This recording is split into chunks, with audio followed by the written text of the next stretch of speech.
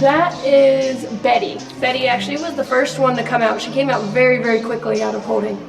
And she was nervous, and she still is the one that seems more nervous, but she came running out of the rocks, where Sassy kind of sat in the opening of the rocks and was a little more hesitant.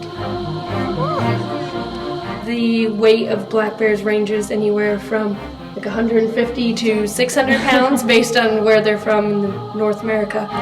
When they got here, Sassy, if I remember correctly, was around 50 and Bety was around 60. And then shortly after they moved to the building, they flopped.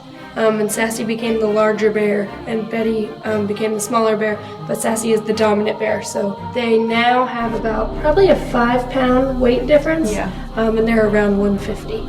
But we don't expect them to get any larger than 225, 250. With Bety being the more hesitant one and Sassy being the more confident one, that's the only real change. Bety is still the more playful of the two, and that's been the same since quarantine. She interacts with items more often. We have noticed that Bety tends to really think about the enrichment items more. She's learned to like open some of the trash cans and things like that. She can twist off a lid of a bear-proof trash can. And she'll work a lot harder to open the puzzle feeders and things like that, where Sassy kind of gives it a go, and then if she can't get it, she'll wait for Bety to open it and then come over and take the food that's in it. But other than that, I think they are about the same as they were up at quarantine. Yeah, there's Sassy poking her head out of the rocks. Yeah, she sat in the opening in the rocks for a little while longer before coming out. It took her a little bit longer to come out of the rocks, but once she did come out, it was nothing at all once she explored. And they, as you can see, started running and playing right away, wrestling, having their zoomies, as we called it up at quarantine. We've given them some things in the exhibit for them to climb successfully that are safe for them to climb. So there's the tree in there. We've put in a platform since they first went out. And right now we're actually in the process of coming up with an enrichment where we're going to put large logs completely vertical so they can climb all the way to the top of those logs and sit at the top. So we try and add things that they can climb on properly and not on the fences. We probably train them at least 4 to 5 times a day now. So yeah, at least. They know a lot more now, and we're all the time trying to teach them new things, especially they've developed relationships with all of us, so we are working on new behaviors.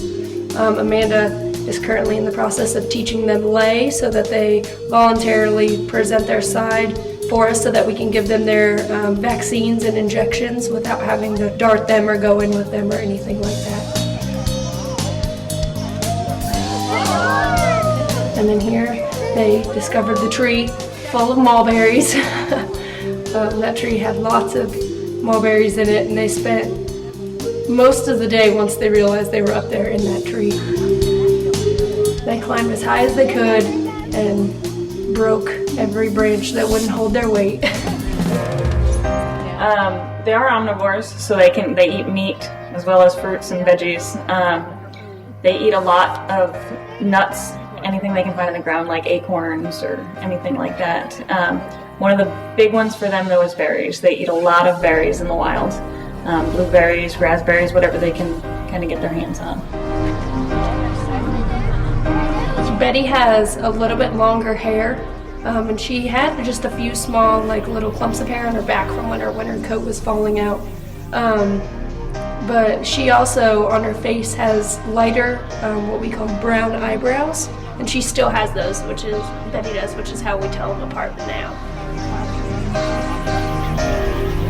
Right now, they're on about 3,200 calories a day. They get a combination of dog chow, a special omnivore chow that's made just for bears and things like that in captivity, a range of produce, fruits and vegetables. They get lettuce, and then they get different kinds of fish each day. So one day they get tilapia, the next day they'll get catfish, and the next day they'll get trout. So that ranges. And we scatter some of that on the yard and hide it in various enrichment items for them to work with, puzzle feeders, things like that. And then a lot of it we use in training. They're actually very food motivated, so they love working for their food. So we use their diet as training to interact with them.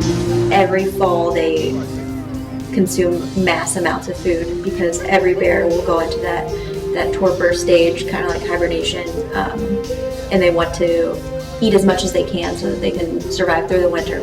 And with our guys, our girls, bears will put on all that weight in the fall because the food supply goes away in the winter. So they eat a lot to prepare for months of not having the food.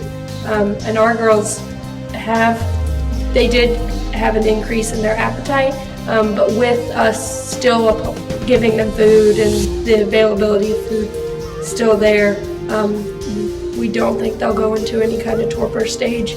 They may sleep more, but we don't think that they'll go into an actual torpor like bears would in the wild if they were still in the wild. Amanda's in the process of teaching them lay.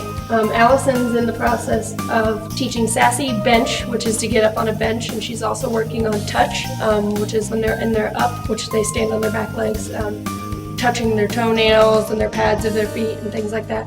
Betty doesn't seem to mind it at all, where Sassy, you just have to move towards her foot and she pulls her foot down and like tries to keep it away from you. She doesn't like being touched very much. And then I am just finishing up getting them to present both of their paws for us.